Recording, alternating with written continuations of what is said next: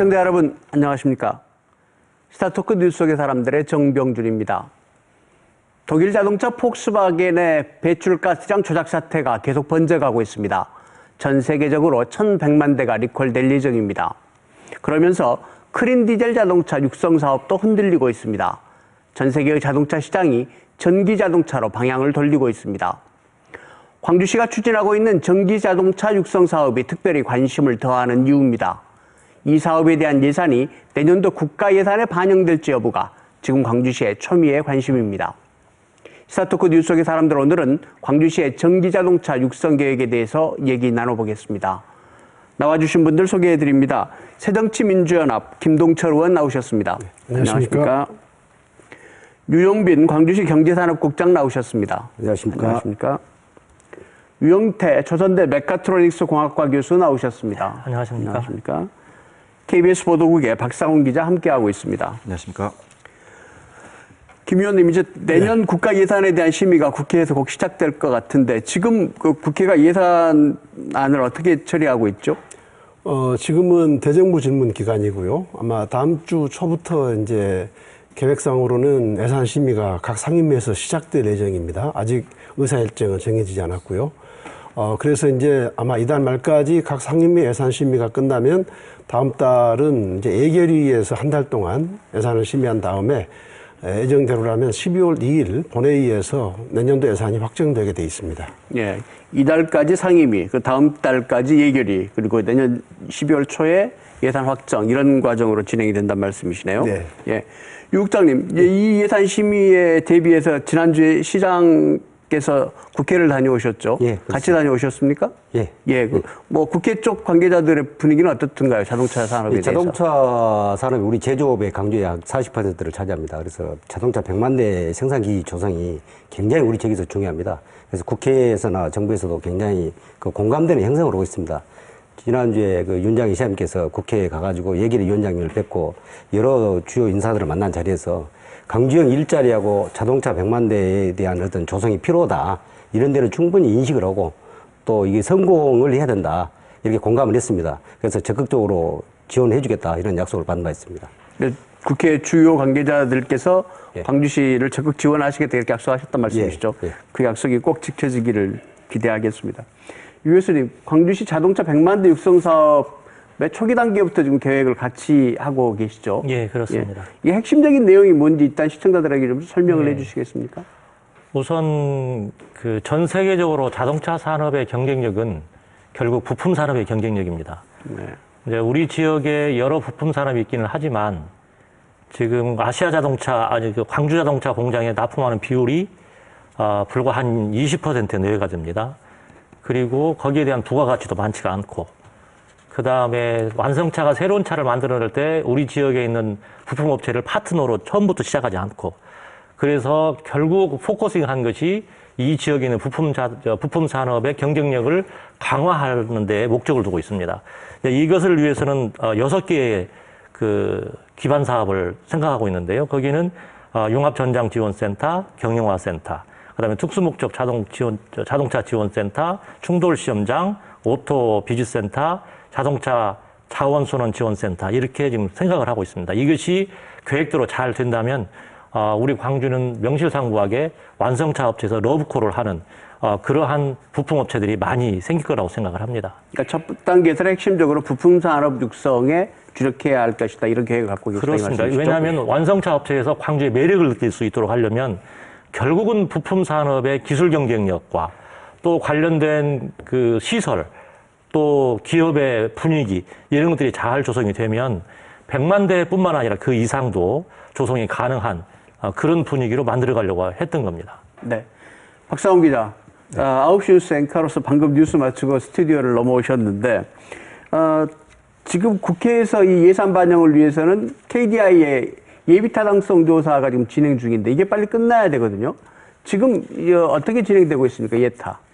네, 자동차 100만 대 생산기지 조성 사업의 총 사업비는 8,300억 원에 달합니다. 총 사업비가 500억 원을 넘을 경우에 기획재정부가 주관하는 예비타당성 조사를 통과를 해야 합니다. 지금 그 과정이 진행되고 있는데요. 기획재정부가 말씀하신 한국개발연구원에 이 사업이 타당한지를 한번 검토해달라 용역을 의뢰를 한 상태입니다. 그래서 말씀드리면 거의 마무리 단계에 접어들었다 이렇게 말씀드릴 수가 있을 것 같습니다. 이에 앞서서 한국개발연구원과 광주시가 예타를 마무리하기에 앞서서 중간 점검 회의를 가졌는데요. 이 자리에서 좀 경제성에 문제가 있는 것이 아니냐 이런 부분이 좀 지적이 제기가 됐습니다. 그래서 광주시가 사업 계획을 조정해서 최근에 다시 한국개발연구원에 수정된 안을 보냈습니다. 그래서 지금 한국개발연구원은 그 수정된 안을 검토하고 있고 이르면 10월 말, 늦어도 다음 달 초면 이 결과를 기재부에 제출할 것으로 예상되고 있습니다. 네. 유 국장님, 우리 박 기자 얘기에 따르면 원래 냈던 광주시의 계획이 좀 커서 이게 이제 경제적 타당성에 뭐 좀 문제가 좀 있지 않았나 이런 생각이 드는데 기재부나 지금 KDI 쪽 입장이 어떤가요? 뭐 방금 사전 회의, 중간 점검 회의를 하셨다고 하는데. 예, 이제 그러기 전에 먼저 예타부터 좀 말씀을 드리겠습니다. 통상적으로 대형 국책 사업 같은 경우에는 1년 이상 예타 기간이 소요가 됩니다. 그렇지만 저희들이 이제 내년도 예산에 반영하기 위해서 10월 말까지 좀 끝내 주십사 하고 계속 지금 요구를 하고 있습니다. 그래서 만약에 이제 10월 말까지 예타가 끝나면은 금년 내년 예산에 반영을 해서 내년부터 사업이 되도록 그렇게 지금 하려고 준비 중에 있고요. 그다음에 방금 경제성 문제는요. 저희들이 봤을 때는 이제 KDI 한국개발연구원에서 우리가 당초에 제출했던 사업 계획하고 비교했을 때 좀 국책 사업으로서 너무 규모가 좀 크다. 좀 민간이 할 수 있는 부분은 좀 빼고 정부가 할 수 있는 사업 위주로 좀 재편하면 좋겠다. 그래서 저희들 입장에서는 최대한 우리 사업이 어떤 효과를 낼 수 있는 범위 내에서 축소를 하면서 재편을 하면서 우리는 금년에 하던 예타를 통과시켜서 자동차 100만 대 생산 도시 기지가 정상적으로 가도록 그렇게 주 목적을 갖고 가고 있습니다. 예타와 관련해서 이제 좀 제가 부연해서 말씀을 드리면 이 사업 규모를 KDI의 권고에 따라서 한 절반 정도로 이렇게 축소를 했기 때문에 예타는 통과될 것으로 보고 있습니다. 그런데 이제 시기에 문제가 있어요. 아까 제가 말씀드린 대로 11월 한 달 동안 예결위 심의를 한다고 했기 때문에 내년도 예산에 반영이 되려면 적어도 11월 중까지는 KDI의 예타 결과가 나와야 합니다. 그렇지 않고 11월 말 정도에나 예타 결과가 나오게 되면 그것은 정부가 자동차 100만 대 생산 기지 조성에 대해서 동의는 하면서도 내년 예산은 못 주겠다는 그런 뜻으로 읽혀지거든요. 그래서 어떻게든 정부를 설득해서 11월 중까지는 예타가 나올 수 있도록 노력해야 된다고 보고 있습니다. 11월 중이면 이미 각 상임위에서 예산안이 국회 예결위로 넘어간 뒤인데 그래도 괜찮습니까? 예결위 예산 얼마든지 할 수는 있습니다. 예결위에서요? 예. 김 의원님께서는 이제 얼마 전까지 국회 산자위원장을 하시면서 이 자동차 100만 대 사업을 함께 추진해 나가셨던 걸로 알고 있습니다. 예. 이 예타가 꼭 정말 실제적인 경제적 타당성으로만 되는 건가요? 아니면 정치적인 그런 고려들도 좀 있는 건가요? 어떠십니까? 이제 호남고속철 예를 한번 들어볼까요? 호남고속철이 2004년도에 우리 호남권에서 요구를 했을 때 당시 이해창 국무총리가 2005년 1월에 광주에 와서 호남고속철은 경제성이 없어서 못하겠다고 해가지고 광주 시민들이 크게 분노를 했죠.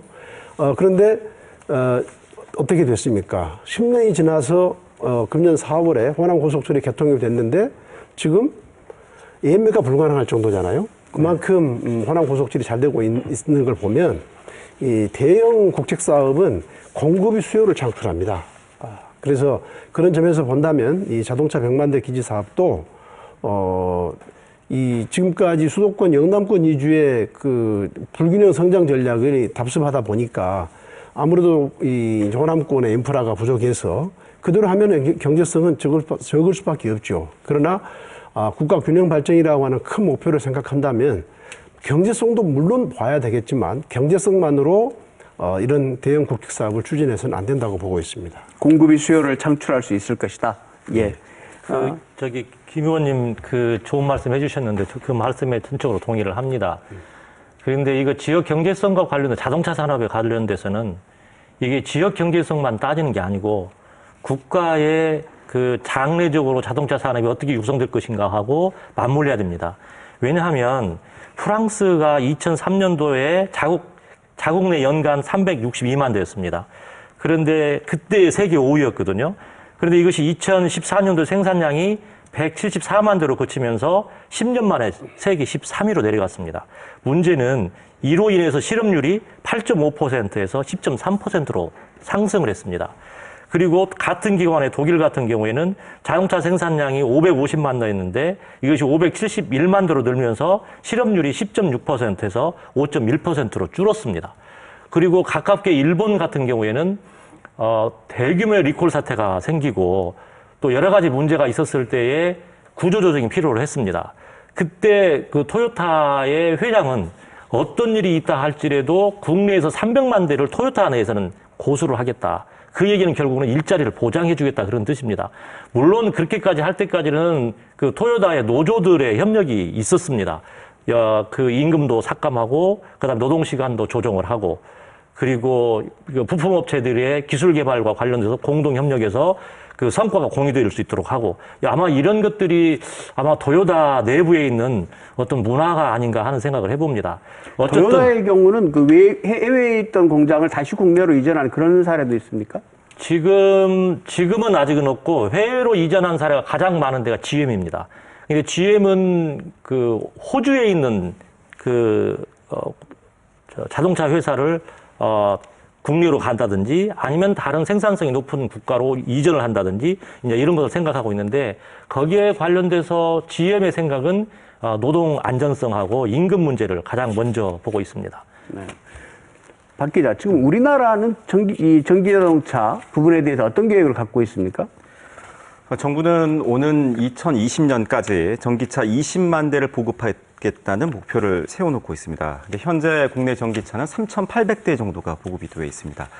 그리고 그 보급된 전기차도 제주와 서울에 집중되어 있는 그런 상황입니다. 제주에는 약 1,264대가 보급돼서 전체의 33%를 차지하고 있고요. 서울에는 1,021대가 보급이 됐습니다. 약 26% 정도입니다. 그리고 광주에는 현재 158대가 보급되어 있고 4.1%를 차지하고 있습니다. 제가 앞서 그 전기차 20만 대 목표를 세워놓고 있다고 했는데요. 지금 그런데 현재 3,800여 대입니다. 이거는 지금 그 정부의 당초 목표 수준의 7.9%에 불과합니다. 그래서 지금 전기차 산업이 더디게 진행되고 있다. 이렇게 정리할 수 있을 것 같습니다. 이 교수님, 어쨌든 국가가 지금 그 차세대 자동차를 전기차 쪽으로 방향을 맞추고 가고 있는 거죠. 이제 이게 전기 자동차와 관련해서 이해를 시청자 여러분들께서 좀 하셔야 될 게 이 전기 자동차라고 하는 종류는 크게 네 가지가 있습니다. 뭐냐면 플러그드인 전기 자동차, PHEV라고 그러죠. 그 다음에 배터리 베이스 전기 자동차, BEV라고 그럽니다. 그 다음에 그 수소연료 전기 자동차, FCEV라고 그럽니다. 그 다음에 우리가 일반적으로 알고 있는 하이브리드 전기 자동차에서 HEV라고 합니다. 이 네 종류가 다 뒤에가 EV가 들어가기 때문에 통상적으로 이것을 전기 구동 자동차라고 얘기를 합니다. 근데 이 전기 구동 자동차가 광주에서 그래도 경쟁력이 있을 수 있는 것은 이게 모터의 구동 장치이고 배터리로 가는 그런 그 특성을 가지고 있습니다. 근데 우리 광주는 전통적으로 백색 가전 산업이 주력 산업이었고 그러면 이 백색 가전 산업이 전기 자동차에 필요한 부품 사업으로 바뀌어진다면 틀림없이 경쟁력이 있다 이렇게 판단을 하고 있습니다. 뿐만 아니라 이 전기 자동차가 박 기자께서는 그 생산하고 굴러다니는 차 입장에서 보면 제주도와 서울이 많지만 우리나라의 전기 자동차의 주종을 우리 광주 공장에서 생산을 합니다. 근데 광주 공장에서 전기 자동차를 생산을 하기 때문에 결국 전기 자동차와 관련된 부품 업체들은 광주를 주변으로 해서 생성될 수도 있겠다. 그렇고 또 하나의 그 강점이라고 그러면 이게 수소연료 전기 자동차라고 대표되는 FCEV 이것은 우리 광주의 창조혁신센터와 아주 밀접한 관계가 있습니다. 그럼 창조경제혁신센터에서 수소 자동차와 서로 연결해서 우리 광주가 친환경 자동차를 선도적으로 간다고 그러면 우리 광주는 틀림없이 경제적으로 가능성이 있고 경쟁력이 있다 이렇게 판단을 합니다. 지금 광주의 자동차 생산 대수가 우리나라에서는 울산 다음에 두 번째인데 예. 그중에서 전기 자동차에 관한 부분은 광주가 가장 많다 이런 말씀이십니까? 그렇습니다. 전기 자동차에 관해서는 그렇습니다. 김 의원님, 네. 국가가 지금 전기 자동차의 그 어떤 그 생산을 촉진을 하고 있는데 어떻게 보십니까? 이것이 광주 지역 경제하고 어떤 연관을 갖고 있다고 보십니까? 우선 우리 이제 사회자께서 중앙정부가 전기차를 위시한 친환경 자동차에 대해서 촉진하고 있다고 말씀하셨는데 아닌가요? 네, 중앙정부의 의지도 아주 미약하고 아, 당사자인 현대차도 전혀 지금 어떤 위기감을 찾을 수가 없을 정도입니다. 아마 이제 그게 오늘 토론의 저는 핵심적인 주제가 되어야 된다고 보고 있는데요. 지금 아시다시피 지금 세계 자동차 시장은 초포화 상태죠. 그래서 뭐 세계 시장도 그렇고 국내 자동차도 그렇고 국내 시장도 그렇고 지금 세계적으로 보면 미국 가장 큰 시장인 미국과 중국 시장에서 우리 특히 현대차가 계속해서 지금 점유율이 떨어지고 있지 않습니까? 그리고 국내 시장에서도 수입차의 비중은 늘어나고 있고 현대차에 따라서 거기에 따라서 현대차의 시장 점유율은 지금 67%밖에 되지 않습니다. 국내 시장도 어렵죠. 그런데 이런 말하자면 자동차 시장이 계속해서 이렇게 레드오션이 돼가고 있는데 그런 것을 자동차 시장을 블루오션으로 바꿀 수 있는 게 바로 전기차를 포함한 친환경 자동차가 돼야 된다는 거죠. 그런데 중앙정부의 의지가 약하다는 말은 어디에서도 지금 아까 우리 박상훈 기자가 말씀해 주셨지만 우리 지금 세계적으로 보면 2020년에 세계 자동차 시장 규모가 1억 대입니다. 1억 대고 거기에 전기차를 포함한 친환경 자동차가 1,000만 대 정도가 될 것으로 보고 있어요. 10%죠. 그런데 우리는 고작 지금 우리 국내에 보급된 전기차는 5,000대가 안 돼요. 5,000대가. 그래서 전혀 지금 어떤 이런 R&D라든가 이런 데 있어서 큰 문제가 있다는 것인데 그러면 세계적인 자동차 회사나 그런 어떤 트렌드는 어쩌느냐. 지금, 예를 들어서 뭐 다른 자동차 회사들도 크게 지금 이 친환경 자동차에 대해서 투자를 늘리고 있지만 이제는요, 세계 유수의 자동차 회사뿐만 아니라 구글이나 애플 또는 중국의 B8라고 해가지고 바이두, 알리바바, 텐센트 같은 IT 회사들도 지금 자동차에 뛰어들었어요. 그래서 그 회사들은 어떻게 보고 있냐면 자동차를 이제 모바일 기기로 보고 있습니다. 그러니까 그렇게까지 지금 하고 있고 예를 들면 애플 같으면은 애플 같으면 지금 거의 한 2천억 불? 2천억 불이면 200조죠? 거의 천으로 계산했을 때 2천억 불 정도를 투자하는 타이탄 프로젝트를 추진하고 있어요. 구글은 지금 거의 개발이 끝나 있는 상태입니다. 구글은 전기차만 끝나 있는 게 아니라 무인 자율주행차까지 그 개념까지 포함돼서 가고 있단 말이죠. 그런데 우리는 일본도 예를 들어볼까요? 일본도 지금 도요타라든가 닛산이라든가 혼다 이 세 개 회사의 R&D 금액이 일본 내에 어떤 기업보다도 많습니다. 합치면은 거의 한 우리 돈으로 연간 금년도만 하더라도 한 22조 원 정도가 R&D로 투자가 됐는데 현대차는 겨우 해가지고 8조거든요. 그러니까 어마어마하게 뒤져 있죠. 그래서 제가 이제 지난주에도 현대차 그룹 관계자들을 만나가지고 현대차야말로 대한민국에서 세계에서 가장 앞서가는 전기차의 핵심 부품인 배터리를 LG화학과 삼성 SDI가 만들고 있지 않느냐. 거기다가 대한민국이 가장 앞선 IT 전자 강국 아닙니까?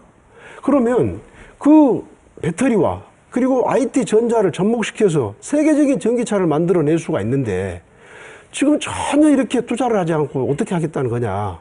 그랬더니 어제 현대차 그룹의 양홍철 부회장이죠. 양홍철 부회장이 R&D 담당 부회장인데 처음으로 전기차 투자를 늘리겠다고 발표를 했어요. 어저께 처음으로. 그래서 현대차가 이제 처음으로 좀 위기의식을 갖고 투자를 하지 않냐 그런 생각이 드는데 저는 만시지탄이 있지만 아무튼 그렇게라도 위기의식을 느꼈다는 점에 있어서 그건 이제 좀 안도를 하게 되고요. 그러면 대한민국에서 현대차 그룹이 전기차를 포함한 친환경 자동차에 투자를 한다면 그 장소가 어디냐? 우리 유 교수님 말씀하신 대로 전기차를 포함한 친환경 자동차의 적지가 광주입니다. 왜 그러냐? 광주는 전기차를 생산하는 유일한 곳입니다. 대한민국에서. 전기차를 생산하는. 물론 그 전기차는 전기차 전용 모델도 아니고 전기차를 전용 생산하는 것도 아니지만 그래도 기아에서 생산하는 전기차 쏘구리 한 몇천 대 있잖아요. 연간 한 10,000대 정도로 생산하고 있거든요. 전국에서 유일한 지역이고. 그래서 전기차에 관한 여러 가지 부품이라든가 이런 것들이 어떤 생산 기반이 만들어져 있죠. 거기다가 이 정부가 지금 뭘 하려고 하고 있어요? 박근혜 대통령이 가장 역점적으로 하려고 하는 게 노동개혁이잖아요. 노동개혁, 노사민정 대타협. 광주는 정부가 하기 전부터 노사민정 대타협을 준비하고 있었어요. 가장 기업하기 좋은 광주를 만들겠다는 거죠. 거기다가 세 번째, 지금 우리 국내 기업 자동차 회사의 연봉이 한 1억 정도 된다고 하지 않습니까? 근데 광주는 연봉 4천만 원대 광주형 일자리를 만들겠다. 그러니까 광주만큼 친환경 자동차를 할 수 있는 곳이 없죠. 근데 중앙정부도 인식이 좀 낮고 현대차도 좀 그랬었는데 빨리 그런 인식 전환이 일어나서 말하자면 광주의 자동차 100만 대 생산 기지라고 하는 것이 광주를 위한 것이 절대 아니다. 광주를 위한 것이 아니고 대한민국의 신성장 동력이고 자동차 산업의 블루오션을 만드는 것이다.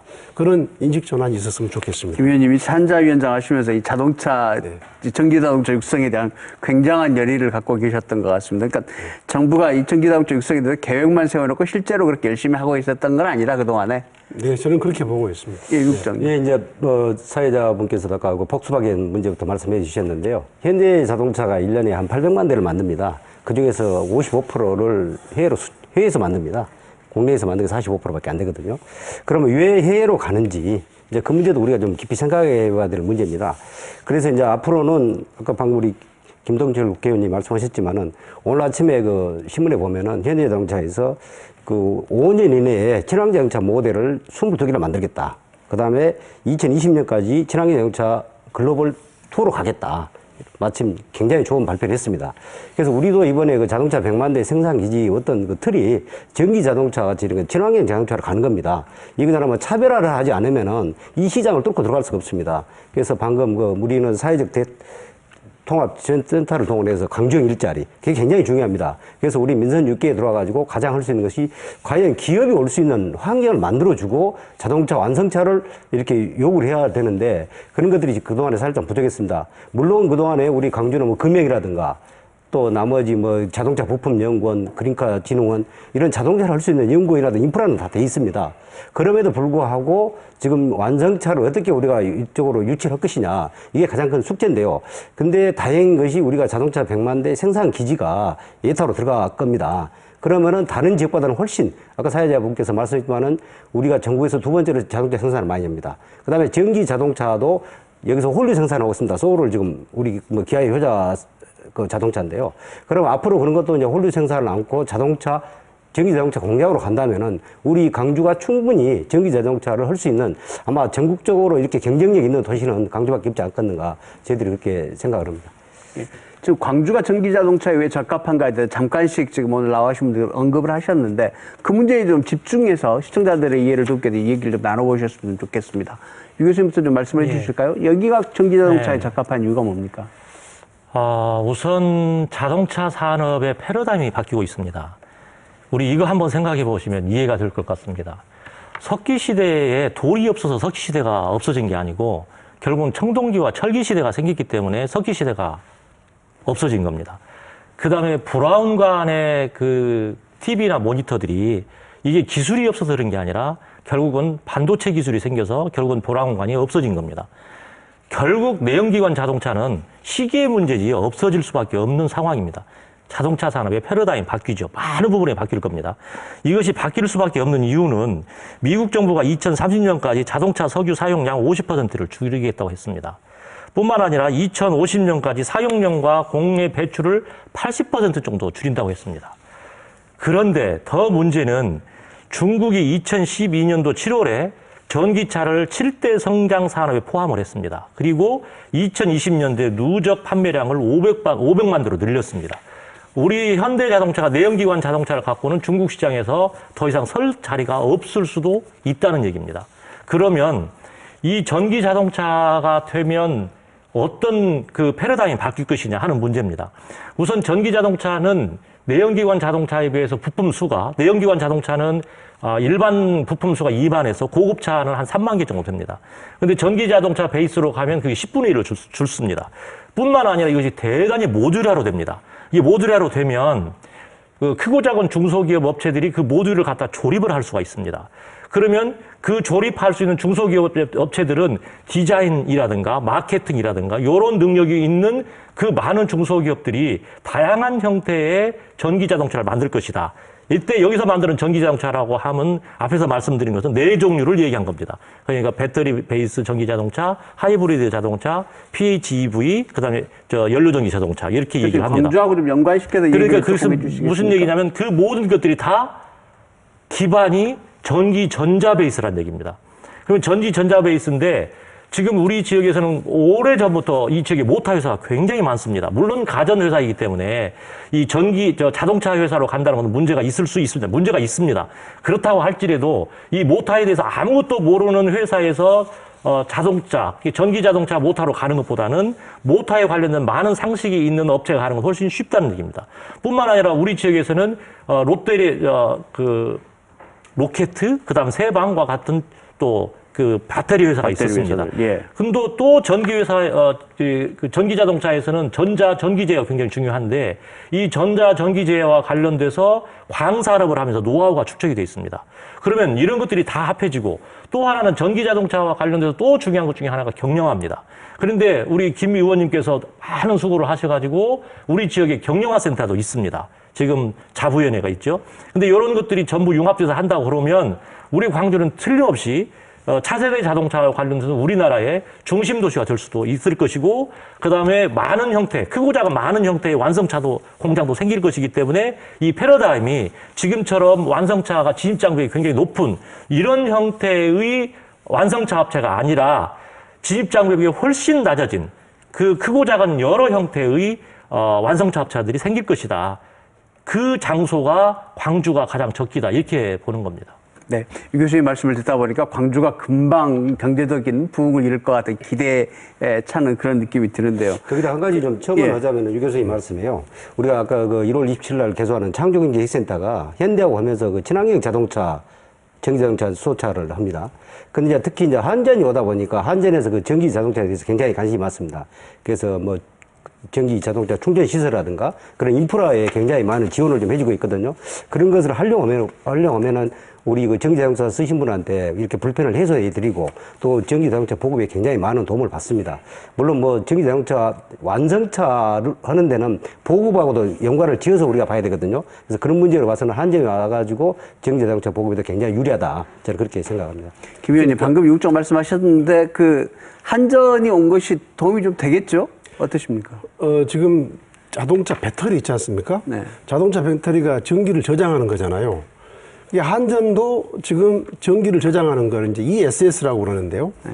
이 한전도 ESS를 지금 계속해서 개발을 하죠. 왜냐하면 심야 전기를 ESS에 전기를 저장했다가 낮 시간대에 쓰기 위해서. 그러니까 그런 것들이 비슷하기 때문에 아마 그런 측면에서 전기차로 가게 된다면 한전이야말로 가장 밀접한 기관이라고 봐야 되겠죠. 네. 근데 유 교수님께서 이제 다양한 광주시의 그 기반, 그동안에 형성되는 기반에 대해서 말씀하셨는데, 이런 것들을 잘 꿰야 이 전기 자동차 사업이 될 텐데요. 이번에 그 예타 가 있는 계획, 네. 조금 더 핵심적으로 설명을 좀 해주시겠습니까? 구체적으로 어떤 계획들이 들어있는지. 저희들 입장에서는 좀 메타가 아무래도 진행 중이기 때문에 뭐 이게 무엇이 제외되고 뭐 무엇이 들어갔다 이렇게 이야기는 할 수 없습니다. 지금 현재 다만 아까 제가 말씀드렸다시피 어떤 그 경제성 확보 차원에서 국가가 할 수 있는 이런 가급적인 거는 집어넣고 민간이 할 수 있는 부분들이 있습니다. 뭐 자동차 충돌 테스트라든가 이런 부분은 좀 그 조정해서 빼고 그래서 우리가 그 100만 대를 만드는데 그 충분히 그 경제성도 확보하고 효율성도 확보하는 측면에서 사업 그 재편을 지금 해가지고 우리가 그 KDI한테 지금 제출을 해놓고 있습니다. 그렇지만 아직까지 그게 지금 그 결정이 안 됐기 때문에 제가 이 자리에서 뭐라고 말씀을 드리기가 좀 그렇습니다만은 그러더라도 우리 입장에서는 당초 우리가 그 100만 대 그 예타 계획했던 그런 목적이 좀 달성될 수 있도록 최대한 그런 것을 감안해가지고 좀 추진하고 있습니다. 지금 광주시의 계획이라는 게 그럼 이 어떤 그 연구를 촉진하는 이런 겁니까? 아니면 그 어떤 산업 간의 이 연대를 융합을 촉진하는 그런 겁니까? 어디에 포커스가 맞춰져 있습니까? 그거는 이렇게 됐습니다. 그 산업단지 조성이라든가 기술개발 지원, 그다음에 어떤 그 센터 구축 이런 한 4가지 정도로 돼 있는데요. 거기서 이제 일부 금액 조정 문제가 좀 있습니다. 그래서 이제 그 금액 조정을 아까 말씀드렸다시피 어느 부분을 조정을 하고 어느 부분 더 증액시킬 것인지 이제 이런 부분을 정리하는 지금 단계입니다. 그럼 만약에 이게 이제 국가 사업으로 책정이 된다면 가장 먼저 해야 될 일은 뭔가요? 광주에서? 국가가 광주에서. 저희들 입장에서는 이제 물론 이제 예타가 나오면은 거기에 따라서 설계를 해가지고 뭐 공단 조성이라든가 센터 구축이라든가 그다음에 뭐 기술 지원 개발 계획이라든가 이런 그런 것을 하기 위해서 이미 저희들은 초창기에는 아마 지금 처음에는 676억을 내년에 투자한 걸로 예타가 통과되면 그렇게 지금 계획을 짜져 있습니다. 그래서 거기 676억을 투자해서 우리 그 기초 완성차를 유치하기 위한 어떤 그 전략을 그때 집어넣어서 하는 걸로 그렇게 돼 있습니다. 그러니까 이렇게 보시면 되겠습니다. 자동차 100만 대 생산 기지는 그런 현대차 등 완성차가 올 수 있도록 하는 여건 조성 차원에서 일반 기업들이 하지 않고 정부가 이렇게 도와줄 수 있는 것을 중앙정부가 선제적으로 투자를 해서 여건을 조성해 주면 그걸 보고 그런 어떤 노하우나 어떤 기반을 보고서 이제 완성차 업체가 이제 광주로 올 수 있게 만드는 그런 것이라고 보면 되겠습니다. 근데 뭐 약간 얘기가 달라진 여담처럼 될지도 모르겠습니다만 이게 100만 대 조성에 대해서 자꾸 이렇게 강조를 하다 보니까 오히려 이 육성 계획이 좀 잘못 비춰지는 그런 성향도 좀 있지 않나요? 사실 이런 목표들이 이런 논의의 과정을 거쳐서 결정되는 게 아니고 선거 때 이렇게 툭툭 튀어나온 그런 것들이거든요. 물론 윤장현 시장 공약이시기도 하고 또 박근혜 대통령 공약이시기도 하고 이런데 이 이름을 이제 좀 바꾸거나 버려야 되는 거 아닌가요? 어떻게 생각하세요? 제가 좀 말씀드릴까요? 예. 예. 말씀하신 대로 뭐 선거 때 나온 거죠. 자동차 100만 대라고 하는 것은.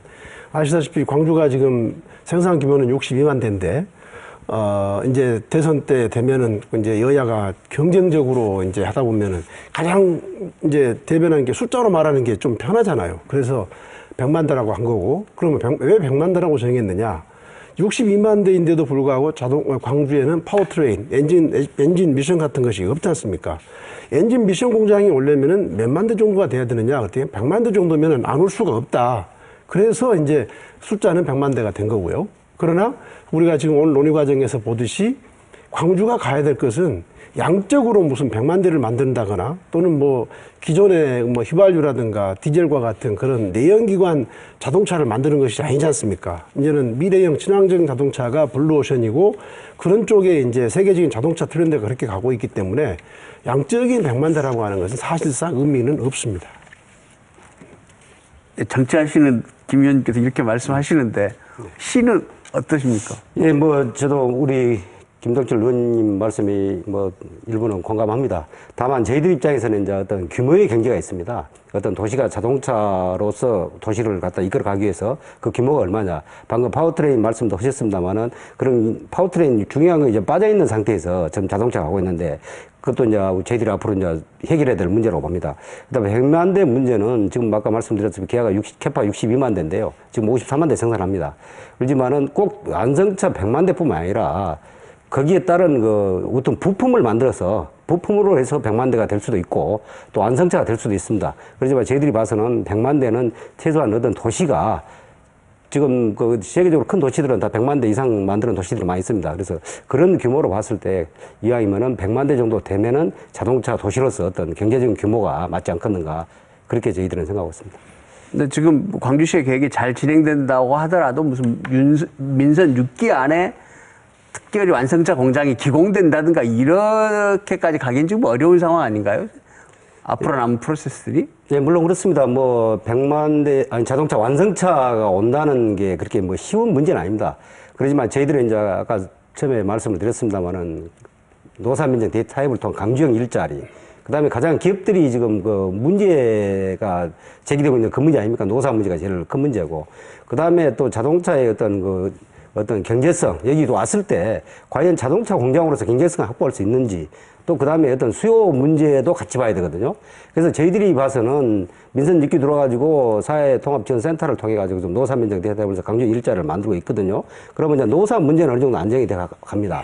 그 다음에 아까 우리 뭐 생기원이라든가 우리 그린카 진흥원이라든가 또 자부회라든가 이런 자동차, 그 다음에 금형이 앞서 있기 때문에 그런 모든 것은 갖춰져 있습니다. 그러고 여기다가 우리 이번에 예타가 통과돼가지고 이제 얼마가 될지 모르겠습니다만은 예타가 통과되면은 그래도 자동차를 할 수 있는 완성차를 유인할 수 있는 가장 유리한 환경을 가지고 있는 도시가 우리 광주다. 그래서 우리 입장에서는 어떻게든 간에 완성차가 물론 뭐 현대 기아도 있습니다만은 여러 군데가 완성차 업체가 많기 때문에 다양한 접촉, 다양한 루트를 통해서 어떻게든 간에 완성차 업체가 광주에 들어올 수 있도록 그런 지금 전략을 좀 구상하고 있습니다. 광주가 차세대 자동차로 정말 성공을 하고 잘 가야 하는데 혹시 100만 대라는 숫자에 너무 부담을 가져서 좀 사업이 오히려 그르치는 게 아닌가라는 우려 때문에 한번 그런 말씀을 좀 드려봤습니다. 생산 규모에 대해서 네. 제가 좀 말씀드리면 지금 그 휘발유라든가 디젤과 같은 내연기관 자동차는 이제 거의 레드오션이라고 제가 말씀을 드렸지 않습니까? 네. 그러니까 광주가 뭐 휘발유 디젤차를 가지고서 뭐 10만, 지금 현재 생산하는 것이 53만 대인데 더 이상 그것을 늘릴 수가 없습니다. 그리고 그것은 현대 기아차의 목표도 아니고요. 현대 기아차는 하여튼 수량을 늘리려고, 생산 대수를 늘리려고 하면 국내에서 늘리는 게 아니라 해외에서 늘리고 있기 때문에 하여튼 국내에서 더 이상 생산 대수를 늘리지는 않을 겁니다. 그러니까 광주도 목표를 이제는 친환경 자동차로 가야 되는 것이고요.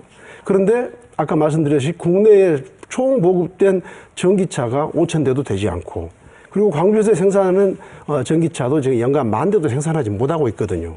그런데 중국이 지금 우리보다도 훨씬 더 빨리 이 지금 연산 5만 대 전기차 생산 공장을 지금 이제 준공 중에 있기 때문에 그런 측면에서 보면 전기차의 생산 대수는 그리고 현재 전기차 생산 대수를 뭐 10만 대, 20만 대를 늘릴 수가 없는 이유가 뭐냐면 아까 유 교수님 말씀하신 대로 현재 전기차는 주행거리가 150km밖에 안 돼요. 그러니까 주행거리가 1회 충전으로 150km밖에 안 되니까 대부분의 승용차는 안 되는 거죠. 승용차의 어떤 그 요구 성능에 맞지 않지 않습니까? 그래서 이제 전기차가 결국은 그 아까 말씀하신 대로 하이브리드라든가 또는 PHEV로 그런 것들이 이제 될 수밖에 없는 이유가 그런 일반 이제 그 내연기관이 같이 보조적으로 하기 때문에 그렇게 되는 거거든요. 그런데 이것이 항상 앞으로 한국이 그런 것이 아니라 앞으로 수년 내에 전기차의 주행거리는 2배로 늘어납니다. 그리고 배터리 가격이 지금 자동차의 거의 한 3분의 1이거든요. 근데 배터리 가격도 이제 2분의 절반 정도로 수년 내에 떨어지게 됩니다.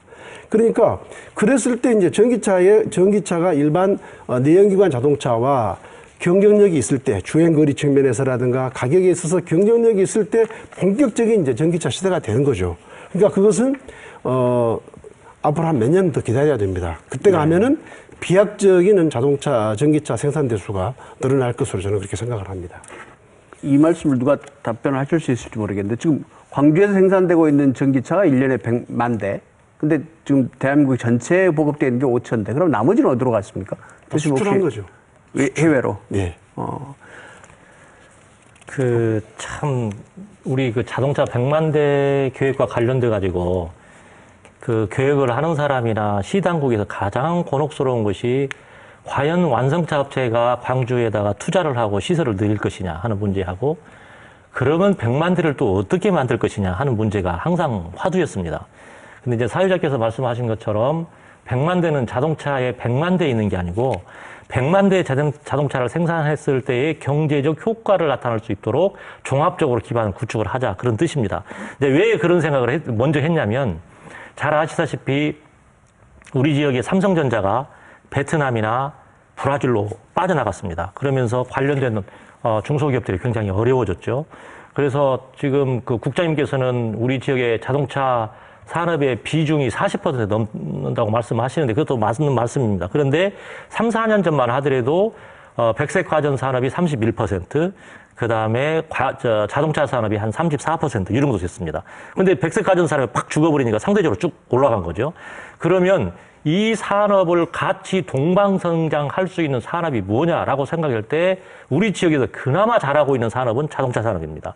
그러면 자동차 산업에 관련된 전장 부품이라든가 아니면 연료전지 자동차라든가 배터리 기반 자동차라든가 PHEV 자동차라 이렇게 됐을 때에 자연스럽게 백색 가전 산업의 부품업체들이 그쪽으로 스핀오프를 할 수가 있겠다. 그러면 이 지역에는 많은 중소기업들이 같이 동방성장할 수 있는 기반을 만든다. 그런 뜻에서 출발을 했던 겁니다. 그리고 이 완성차 그러면 우리 일반인들은 아무래도 기아 자동차가 규모가 크니까 기아 자동차를 먼저 생각합니다. 그런데 우리 지역에는 정말로 다행스럽다고 생각하는데 소방차, 그 다음에 경찰차, 그 다음에 청소차, 막 이런 그 특수 자동차를 만드는 업체들이 21개나 있습니다. 이런 업체들 똑같이 완성차거든요.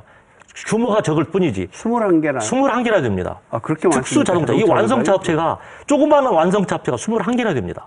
그러면 만일의 경우에 자동차 산업의 패러다임이 바뀌어가지고 이 모듈화가 과속화돼서 자연스럽게 소유자 중심의 자동차를 만들 수 있는 그런 형태로 자동차 산업이 바뀐다면 우리 광주는 비약적으로 발전할 겁니다.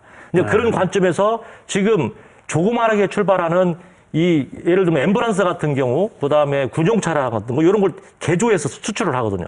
이런 수출하는 업체들을 기술 개발할 수 있도록 지원해주고, 그 다음에 시 당국에서 관심을 갖고 이게 수출 오리엔트 될 수 있도록 해주고 해서 만일에 이런 자동차가 우리 광주에서 10만 대만 수출할 수 있는 기지를 만든다면 우리 광주는 또 다른 형태의 자동차 산업을 육성하는 그런 형태가 될 거라고 생각을 합니다. 박 기자, 이제 광주에서 생산하는 전기자동차 10,000대, 그런데 전국에 보급된 건 5,000대. 이게 생산보다 지금 보급이 작거든요. 자동차 보급에 대한 얘기를 좀 해보죠. 지금 우리나라에 이 전기자동차가 얼마나 퍼져 있습니까? 그리고 이게 주로 어떤 데에 지금 사용되고 있는지 한번 얘기해 주시겠습니까? 이 부분을 제가 말씀드리기 전에 광주가 왜 자동차 100만 대 생산 기지의 최적지인과 연계를 해가지고 좀 설명을 좀 드리겠습니다. 지금 앞서 말씀드린 대로 우리나라에 보급된 전기자동차가 5,000대가 되지가 않습니다. 그리고 서울과 제주에 집중돼 있는데요.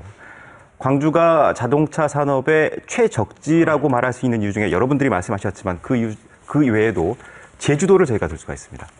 제주도에는 지금 37만 대의 완성차가 있습니다. 자동차가 있습니다. 근데 제주도는 탄소 없는 섬을 목표로 하고 있고 2030년도까지 이 37만 대를 전부 전기차로 대체할 계획을 갖고 있습니다. 그래서 지금 최근 3월 달에 광주시와 제주도가 협약을 맺었는데요. 그 내용을 보면 전기차의 생산은 광주에서 하고 보급과 확산은 제주도에 하겠다. 이런 협약을 맺었습니다. 그리고 광주시는 앞으로 전기차를 만들면 생산하게 되면 우선적으로 제주도에 공급하겠다. 이런 협약을 맺은 겁니다. 그럼 전기차를 판매할 수 있는 시장이 형성된 거죠. 그리고 제주도에는 한 해에 평균 1,200만 명이 넘는 관광객이 제주를 찾습니다. 하와이가 900만 명인데요. 하와이보다 많은 관광객이 제주도를 찾습니다. 그 제주도에 2030년도에 전기차만 다니는데 그 전기차를 공급하는 기지가 광주에서 모델을 공급하면 그 제주도라는 시장에서 그걸 홍보할 수가 있는 겁니다. 제주도가 광주가 왜 최적지냐? 제주도도 그 중에 한 이유가 될 수 있다고 저는 생각을 하고 있고요. 유국장 이런 자랑은 시가 하셔야 될 것 같은데. 네, 이제 저희들이 제주도 자동차 전기 엑스포 때 MOU를 체결했습니다. 그리고 지금도 그 제주도하고 그 전기 자동차뿐만 아니라 어떤 스마트 에너지 쪽으로 해가지고 다양하게 지금 접근을 하면서 제주도하고 아무래도 제주도가 이제 전체 자동차를 전기차로 바꿀 전략을 갖고 있기 때문에 가장 큰 시장은 맞습니다. 그래서 저희들 입장에서도 제주도하고 같이 이제 하는 것이 가장 유리하다고 생각하고요.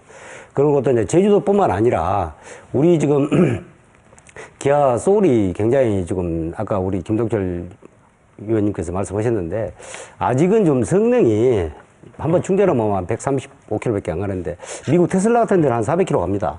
또 중국도 지금 한 200km 이렇게 가는 전기 자동차들이 나오거든요.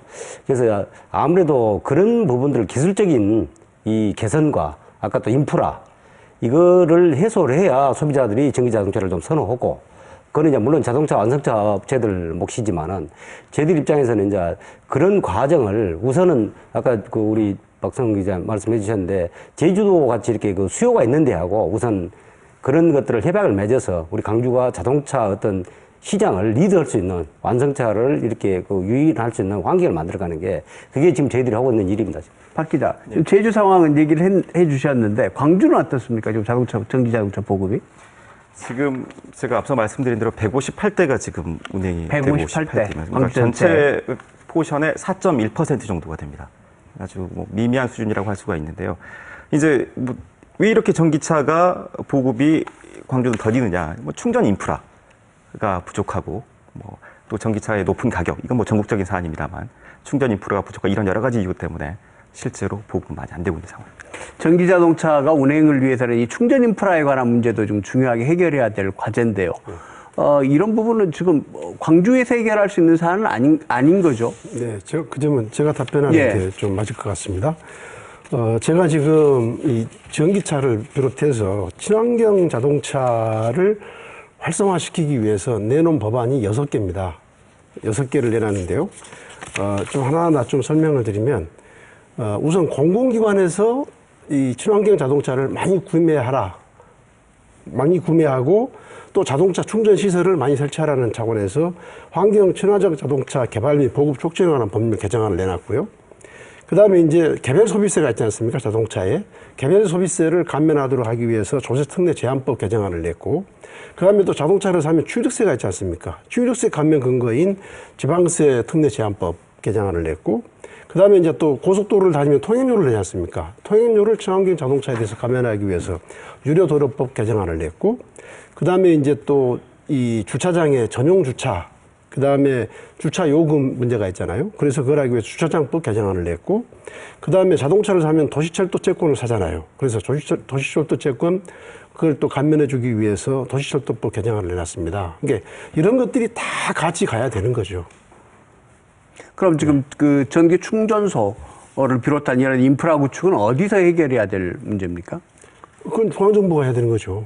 중앙정부하고 지자체가 해야 되는데 지자체는 돈이 없고, 그래서 지자체나 공공기관이 하는 데는 한계가 있으니까, 예를 들면 뭐 공동주택이나 아파트 같은 데는 아파트에서 해결해야 되는 거고요. 그거를 중앙정부가 조금씩 보조를 해줄 수 있는 거고, 공공기관 주차장은 또 공공기관에서 하는 거고, 그렇게 해서 하나씩 해결해 가야죠. 결국 이제 전기 자동차의 보급을 늘리다 보면 우리가 좋은 전기 자동차를 만드는 것에 더해서 이런 인프라를 구축하는 것도 시급할 것 같은데, 광주시가 자체 해결하긴 어렵더라도 뭔가 노력을 해야 되지 않을까? 중앙정부 쪽에 해결할 수 있도록. 네, 이제 어떠십니까? 저희들이 아까 이제 우리 박상훈 기자께서 말씀하셨는데, 전기자동차 우리가 지금 그 187대가 지금 있습니다. 우리 광주에.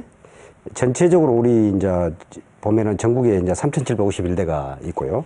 그 다음에 충전기가 우리가 광주가 18대가 있습니다. 근데 거기서 이제 완속 충전기, 이제 급속 충전기 이렇게 나눠지는데요. 완속 충전기는 뭐 한 3시간, 4시간 이렇게 충전을 해야 되는 것이고, 급속은 한 20-30분부터 됩니다. 그러면 이제 가격이 좀 비싸다는 문제가 있고. 그래서 그거는 이제 충전기 문제는 저희들이 이제 인프라 차원에서 우리 시청 같은 데 공공 주차장에 가면 많이 설치가지고 뭐 확정, 아까 한전하고 협조 받아서 좀 하고 있고요. 전기자동차 같은 경우에도 아무래도 가격 경쟁에서 문제가 있기 때문에 저희들이 이제 보조를 해줍니다. 그래가지고 시민들한테 이렇게 신청을 받아가지고 해주는데, 아무래도 제일 전기 자동차의 문제가 그것 같습니다. 그 주행거리가 짧다 보니까 그게 가장 문제인데, 이제 그 문제도 아까 제가 테슬라 예를 들었습니다만은 중국 뭐 BYD라든가 여러 가지 그 자동차 회사들 얘기 들어보면 많은 기술 개발이 돼가지고 그 문제도 곧 해결될 걸로 저희들은 그렇게 판단하고, 그래서 저희들 입장에서는 지금 그때 완전히 어떤 문제 해결 다 한다면 늦다. 지금부터 그 친환경 헬스에서 아까 그 우리 장정희 헬스센터 말씀을 드렸습니다만은, 지금부터 우리가 인프라가 잘 돼 있지만은 그런 걸 좀 준비하자. 물론 이번에 에타가 통과되면은 그런데 집중적으로 해가지고 아마 이 전기자동차뿐만 아니라 친환경 자동차는 우리 광주가 좀 선점할 수 있는 좋은 기회다. 저희들은 그렇게 지금 준비를 하고 있습니다. 그동안에 광주시가 독자적으로 전기자동차 개발 계획을 추진해 왔는데, 아까 김 의원님 말씀하신 대로 이제 어제 현대가 친환경 자동차 개발 계획을 발표를 했다면, 뭔가 현대하고 광주가 좀 유기적으로 협력할 수 있는 그런 방안은 없을까요? 어차피 현대자동차는 이제 장중대에 있다가 현대자동차 우리하고 이제 같이 하거든요. 거기서 친환경 자동차이기 때문에 친환경 자동차만큼은 강주에서 현대자동차 하지 않겠나. 근데 아까 뭐 그 하이브리드하고 플러그인 하이브리드 말씀하셨는데, 그런 문제도 같이 친환경 자동차로 들어가기 때문에 우리도 이 예타가 통과되면은 그런 부분까지 같이 이제 현대하고 좀 협의를 해야 될 필요가 있다고 생각합니다. 김 의원님 얘기를 나누면서 지금 프로그램이 끝나가는데요. 친환경 자동차를 추진하고 있는 광주시에 뭔가 조언하실 거라든가 있으시면 한 말씀 해주시겠습니까? 아니요, 광주시는 열심히 잘하고 있습니다. 아, 그렇습니까? 네, 광주시 열심히 잘하고 있는데, 예. 지금 광주시가 중앙정부나 현대차, 제가 완성차라고 하지 않고 현대차라고 하는 이유는, 우리나라 완성차 업체가 무슨 뭐 르노 삼성도 있고 쌍용차도 있고 GM도 있지만, 그 국내에 있는 현대차를 제외한 완성차 업체들은 R&D가 약합니다. 그러니까 전기차는 지금 아주 지금 R&D 쪽으로 가야 되는데, 그래서 이제 대표적으로 현대차를 말하는 거죠. 그런데 광주시가 중앙정부나 현대차에 대놓고 계속해서 지금 광주에 투자하라, 광주를 지원해달라 이렇게 하고 있지 않습니까? 그런데 그러니까 중앙정부나 현대차는 뭘 하면은 광주에 뭔가 시혜를 베푸는 것처럼 이렇게 되고 있잖아요. 근데 아까도 말씀드렸듯이 이 지금 친환경 자동차가 현대차가 가야 될 길이고, 현대차는 앞으로 세계 유수의 자동차하고만 경쟁하는 게 아니라 이제는 구글이나 애플과 같은 이런 IT 이 회사들과 경쟁을 해야 된단 말이죠. 그런 게가 이제 최고의 어떤 경쟁 상대가 되기 때문에 광주가 이렇게 하려고 할 때 지금부터 초기에 정말 그 투자를 좀 적극적으로 해야 된다는 생각을 가지고 있습니다. 이것은 광주의 문제가 아니고 대한민국의 문제고 현대차의 미래를 위해서 드리는 말씀이라고 볼 수 있습니다. 김 의원님께서 광주는 잘하고 있다고 단타를 말씀하셨는데 오늘 출연하신 분들의 얘기를 들으면서 이렇게 전기자동차 부분에 관련되신 분들이 굉장한 열의를 갖고 있다. 이런 것들이 사실은 피부로 느끼게 되고 광주 전기자동차의 길을 굉장히 밝게 볼 수 있는 것 같습니다. 예. 누군가에게 닥친 어려움이 다른 누군가에게는 기회가 될 수 있는 것이 세상의 일인 듯합니다. 폭스바겐 사태가 전기자동차를 추진하고 있는 광주시에는 분명 기회입니다. 중요한 것은 이 기회를 제대로 살릴 수 있는 역량과 의지를 갖추는 일일 것입니다. 시사토크 뉴스 속의 사람들 오늘 순서 여기서 마칩니다. 감사합니다.